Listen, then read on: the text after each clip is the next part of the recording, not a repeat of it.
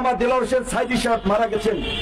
15 বছর আগে ওয়াজের মাঝে বলেছিলেন একজন আলেম তিনি যে কিছু ভবিষ্যৎ বাণী করতে পান, ঘটনা দেখতে পান, হৃদয় দিয়ে উপলব্ধি করতে পান, আল্লাহ তাদেরকে যে সেগুলো শক্তি দেন সেটা আজকে প্রমাণিত। তিনি বলেছিলেন চট্টগ্রামে সম্ভবত ওয়াজের মাঠে, আমি দেখতে পাচ্ছি বাংলাদেশের উত্তর গগনে কালো মেঘ, আমি দেখতে পাচ্ছি বাংলাদেশের ভাগ্য আকাশে উত্তর গগনে কালো মেঘ জমা হয়েছে, ছেয়ে যাচ্ছে।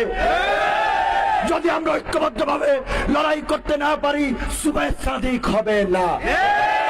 ঝড়ের পূর্বাভাস লক্ষ্য করছি, যদি মোকাবেলা করতে না পারেন সক্ষম ভাবে, এমন অন্ধকার গাঢ় কালো অমাবস্যার রাত আসতে পারে যার সুবে সাদেক হওয়া অসম্ভব।